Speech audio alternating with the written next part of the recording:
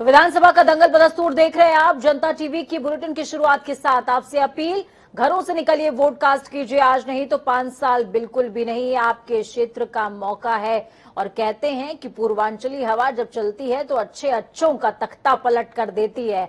तो ऐसे में जनता टीवी भी आपसे अपील कर रहा है, क्योंकि अब जो चुनाव है वो अवध होते हुए आगे बढ़ रहा है और अब पूर्वांचल की बारी है। पूर्वांचल की बयार, अवध की बयार इस चरण में मिली जुली नजर आती है। तो ऐसे में जनता टीवी आपसे अपील कर रहा है, घरों से निकलिए, वोट कास्ट कीजिए। आप काफी जागरूक मतदाता नजर आते हैं, तो वोट कास्ट क्यों नहीं किया अभी तक? अगर वोट कास्ट नहीं किया है तो वोट कास्ट कीजिए। घरों से निकलना बेहद जरूरी है। खबरों में आगे बढ़ते हैं और बड़ी खबर आपको बताते हैं। बाराबंकी में बूथ संख्या 287, जहां पर अभी तक मतदान ही नहीं शुरू हो पाया है। 1 घंटा बीतने के बाद भी मतदान शुरू नहीं हुआ है। मतदान नहीं होने से मतदाता परेशान है। परेशान होंगे क्यों नहीं? हम बार बार अपील कर रहे हैं कि घरों से निकलिए, वोट कास्ट कीजिए। जब वोट कास्ट करने के लिए मतदाता पहुंचता है तो उसको सुविधा वो मिल नहीं पा रही है। ऐसे में जनता टीवी चुनाव आयोग से भी अपील कर रहा है कि इस तरीके की अव्यवस्थाएं जहां जहां हैं उन्हें भी सुदृढ़ कराया जाए, ताकि मतदाता निश्चिंतता के साथ अपना वोट कास्ट कर सकें। और ये निश्चिंतता बेहद जरूरी है।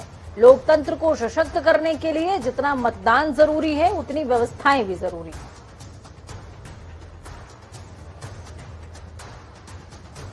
वहीं दूसरी तरफ बाराबंकी से बड़ी खबर सामने आ रही है, जहां पर मतदान केंद्र पर मशीन में खराबी आई है। वीवीपैट निकाल रही सादी पर्ची, मतदान हुआ है बाधित। कुर्सी विधानसभा क्षेत्र के रजौली में बूथ संख्या 192 का ये पूरा मामला, जहां पर हाल बेहाल नजर आ रहे हैं।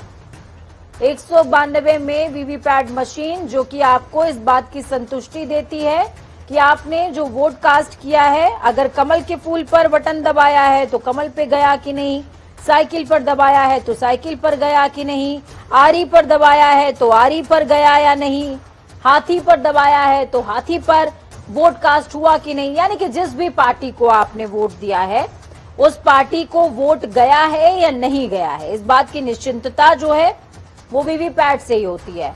और वो मशीन जो है वो सादी पर्ची निकाल रही है। सोचिए कैसे मतदान होगा। कुर्सी क्षेत्र की ये बात है।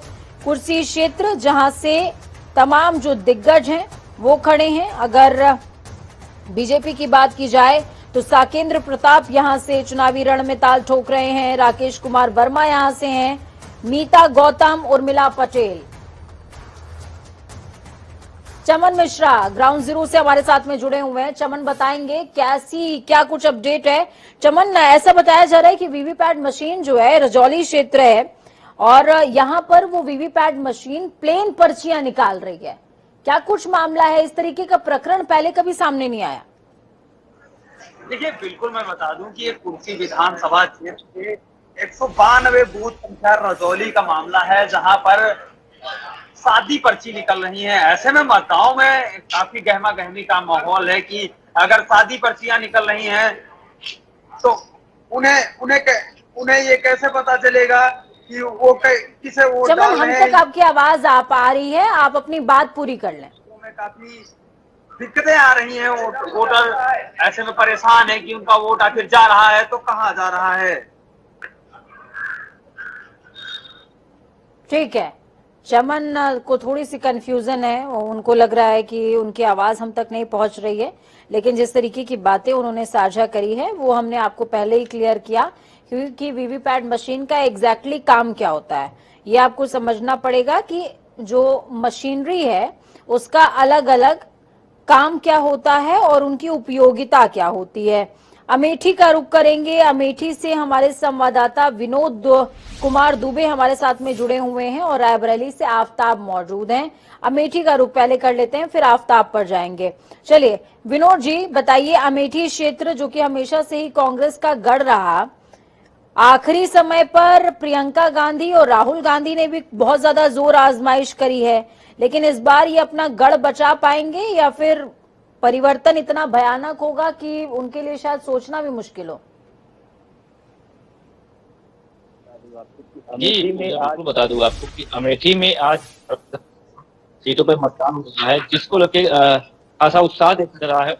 पहुंच रहे हैं और वो सब लगातार मतदान कर रहे हैं। हमारे अगर बीजेपी और कांग्रेस की बात करें तो अमेठी में जो 86 विधानसभा सीट है वहां पर राजा संजय सिंह मैदान में है, वहीं उनके सामने सपा से महाराजी देवी मैदान में है। वहीं कांग्रेस की बात करें तो कांग्रेस में आशीष गुप्ता मैदान में। फिलहाल देखा जा रहा है कि वहां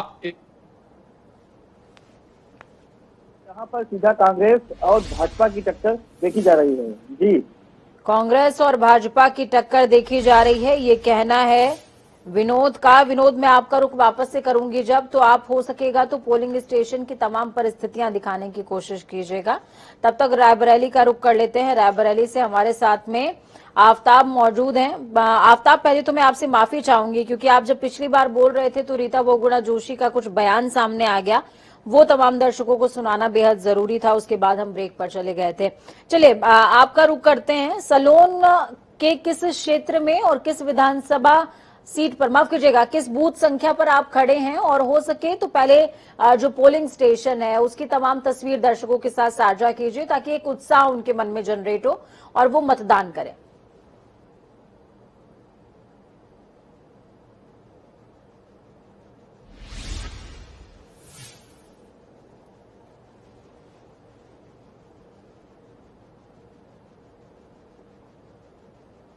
यहाँ पर देखिए अभी से भीड़ लगी हुई है, काफी लोग यहाँ पर आए हुए हैं और जिस तरह से यहाँ पर लोगों को देखा जा रहा है सुबह से, इस तरह से लोग यहाँ पर मतदान करने के लिए आए। तो महिलाओं की जो संख्या है वो कुछ ज्यादा नजर आ रही है। सारी लगभग महिलाएं वहाँ से निकल कर यहाँ पर मतदान करने के लिए आ रही है। सुबह से ही यहाँ पर मतदान के लिए एक लंबी लंबी लाइनें लगी नजर आ रही है। और जहाँ अगर बात सुरक्षा की जाए तो सुरक्षा के लिए आप देख सकते हैं पीछे यहाँ पर गार्ड लगे हुए हैं और अधिकतर पुलिस भी यहाँ पर मौजूद है। पैरामेडिकल फोर्स भी यहाँ पर रखी हुई है। और अभी सौरनी एडिशनल एसपी यहाँ पर आए थे, इन्होंने भी यहाँ पर हालात का जायजा लिया। और एक यहाँ पर एक चौंकाने वाली बात जरूर सामने पर आई है कि 13 साल का बच्चा भी वोट डालने के लिए आया था। इसको एडिशनल एसपी ने अपनी सूझबूझ से देख लिया और तो जब उससे पूछा गया, उसको देखा गया तो उसका नाम बकायदा वोटर लिस्ट में उसकी पर्ची भी देखी गई थी और पर्ची के साथ वो यहाँ वोट डालने आया था। अब बात कर लें विधानसभा की, तो ये जो विधानसभा चुनाव है ये राष्ट्रीय पर्व की तरह यहाँ मनाया जाता है। इसका खासा असर यहाँ पर देखने को मिला क्योंकि जिस तरह से यहाँ पर मतदाता सुबह से यहाँ पर लाइन लगा खड़े हुए हैं, खासकर महिलाओं ने मिलजुल के हिस्सा लिया इसके अंदर और लगातार इसका अग्रसित है। तो ये बड़ा अच्छा देखने को मिला यहाँ पर क्योंकि जिस तरह से लोग मतदान के लिए आगे बढ़ रहे हैं तो ये मालूम पड़ रहा है कि लोगों में मतदान को लेकर कितना जागरूक है और लोग विकास को लेकर यहाँ पर वोट कर रहे हैं या किन मुद्दों को लेकर वोट कर रहे हैं, ये तो इनसे पूछना होगा। लेकिन यहाँ पर एक सबसे बड़ी समस्या रही है हमेशा से, तो यहाँ पर रेलवे लाइन की रही। यहाँ पर कभी भी यहाँ पर रेलवे लाइन अभी तक नहीं हो पाई है और इसी को लेकर शायद ज्यादातर लोग यहाँ पर मैदान में है। जी बता। ठीक है, मैं आपका रुख वापस से करूंगी आफ्ताब। इस बीच बड़ी खबर कौशाम्बी से सामने आ रही है। कौशाम्बी से बड़ी खबर, अहम जानकारी। कौशाम्बी जहां से डिप्टी सीएम चुनावी रण में है, वहां से इस समय की बड़ी खबर सामने आ रही है। सिराथू विधानसभा सीट की अगर बात की जाए तो कई जगहों पर ईवीएम मशीन खराब है। बूथ संख्या 378, 333, 358 और 910 पर ईवीएम मशीन खराब बताई जा रही है। विधानसभा से डिप्टी सीएम चुनाव लड़ रहे हैं। सोचिए, जिस सीट से डिप्टी सीएम लड़ रहे हैं वहां का ये हाल है तो अन्य क्षेत्रों का क्या ही हाल होगा। आपको बता दें कि कौशाम्बी की सिराथू सीट से केशव प्रसाद मौर्य और उनके अगेंस्ट पर पल्लवी पटेल, अपना दल कमेरा की एक प्रमुख नेत्री हैं। अनुप्रिया पटेल की बहन है पल्लवी पटेल, वो भी चुनावी रण में हैं, ताल ठोक रही हैं। लेकिन इस बीच जिस तरह की खबरें सामने आ रही हैं और आप अपनी टीवी स्क्रीन पर देख पा रहे हैं, ये खबरें निराशाजनक है। सिराथू सीट की अगर बात की जाए तो सिराथू में कई जगहों पर ईवीएम मशीन खराब हो गई है।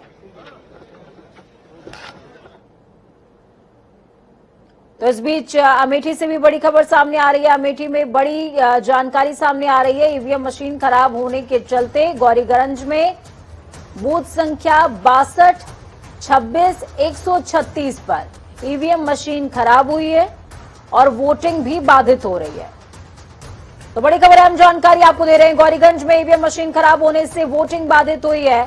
बूथ संख्या 62, 26, 136 पर ईवीएम मशीन खराब। विनोद हमारे साथ लगातार बने हुए हैं। विनोद, ईवीएम मशीन्स खराब होने का जो मामला है वो लगातार क्षेत्रों से सामने आता है और यही वजह है कि इसकी वजह से वोटिंग परसेंटेज भी प्रभावित होता है। अगर मैं 26 बूथ संख्या 136 और 62 की बात कर लूं, इन क्षेत्रों से जैसी खबर सामने आ रही है, क्या तमाम जो अधिकारी हैं वो मौके पर मौजूद नहीं है? उनकी तरफ से किसी तरह की कोई प्रिपरेशन नहीं की गई है? जी, जोनल मजिस्ट्रेट और सेक्टर मजिस्ट्रेट लगातार प्रयास कर रहे हैं कि मशीन को लगातार सुधार किया जाए, लेकिन अभी तक यहाँ पर पहुंचे नहीं है। और उसके लिए यहाँ के जो पदाधिकारी हैं, जो अधिकारी जो नियुक्त किए हैं, लगातार तो तस्वीरें आपको दिखाएंगे। रघुराज प्रताप सिंह वोट कास्ट करने के लिए पहुंचे हुए हैं, अपने घर बेती से निकल रहे हैं रघुराज प्रताप सिंह। ये तस्वीरें आपको दिखा रहे हैं, तस्वीरें बेहद खास हो जाती हैं। रघुराज प्रताप सिंह अपने आप में बड़ा नाम है, 30 सालों से लगातार एक ही क्षेत्र से विजयी होते चले आ रहे हैं और इनकी सीट कोई डिगा नहीं पाया अभी तक, लेकिन इस बार कांटे की टक्कर मानी जा रही है समाजवादी पार्टी और जनसत्ता दल लोकतांत्रिक के बीच में। कुंडा हरनामगंज सीट से रघुराज प्रताप सिंह चुनावी रण में। देखिए, घर से निकलते ही पहले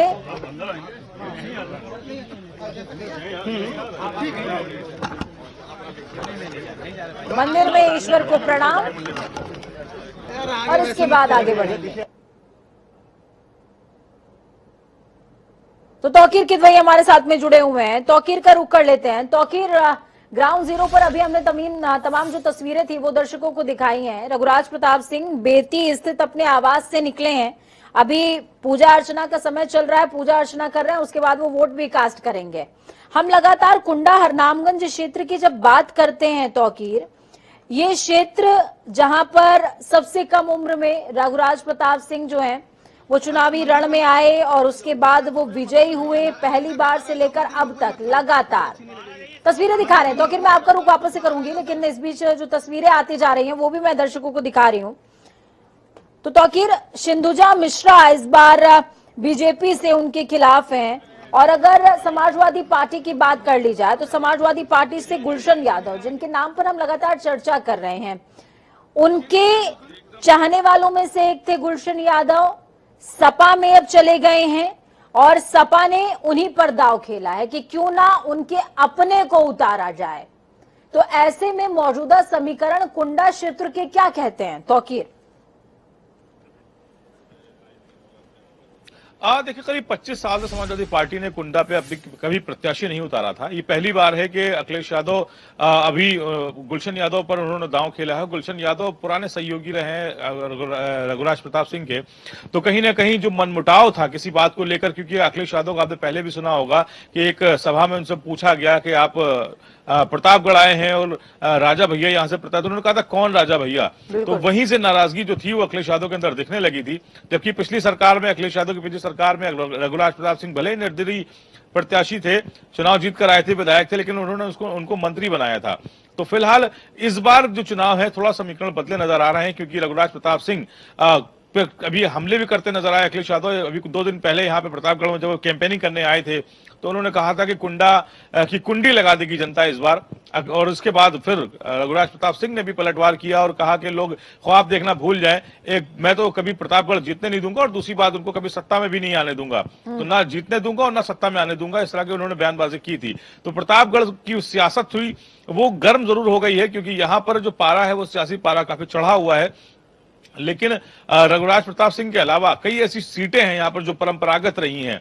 रघुराज प्रताप सिंह अभी माना जा रहा है कि 2 से ढाई घंटे में वो अपना वोट डालने जाएंगे बेती विधानसभा में, बेती जो इनका पोलिंग स्टेशन है वहां पर जाएंगे। लेकिन इसके अलावा आराधना मिश्रा मोना है जो वो भी परंपरागत सीट रही है, वहां से उनके पिता प्रमोद तिवारी लगातार विधायक होते आए, कभी चुनाव नहीं हारे। उसके बाद बेटी अब उसी परंपरागत सीट पर लगातार विधायक होती आ रही हैं।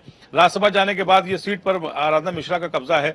और इसी तरह से मोती सिंह है जो पट्टी विधानसभा से आते हैं, वो भी पिछली भारतीय जनता पार्टी में मंत्री रहे, उनके खिलाफ ददुआ के भतीजे जो मैदान में है राम सिंह पटेल। तो कई ऐसे समीकरण है। और प्रतापगढ़ की बात करें तो जो मैंने आपसे कहा ना कि यहाँ गढ़ बचाने की चुनौती जरूर है, क्योंकि जो सीटें हैं वो परंपरागत हैं, के खाते में एक बार चली गई, फिर लगातार उसका दावा वहां पर रहता है।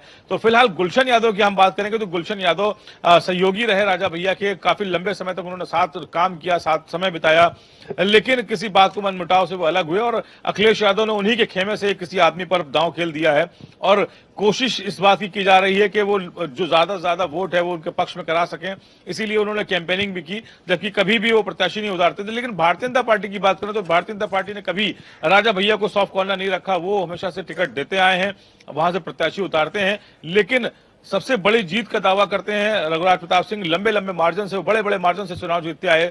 कई बार हमने देखा कि वो कभी 1 लाख का गैप रहता है, कभी 70-80 हजार का गैप रहता है, तो इस तरह के वोट मार्जिन से वो चुनाव जीतते आए हैं। इस बार भी थोड़ा सा गढ़ बचाने की चुनौती जरूर है, क्योंकि अखिलेश यादव सामने है। अखिलेश यादव खुले तौर पर अब राजा भैया का विरोध कर रहे हैं, प्रत्याशी भी उतार दिया है, तो समीकरण प्रतापगढ़ के जरूर थोड़े से बदले नजर आ रहे हैं। सदर सीट भी ऐसे ही है, क्योंकि कृष्णा पटेल की जो बेटी है। तौकीर, मैं अभी आपके पास वापस आती हूँ। इस बीच पहले मैं मायावती का एक ट्वीट है वो तमाम दर्शकों को दिखा देते हैं।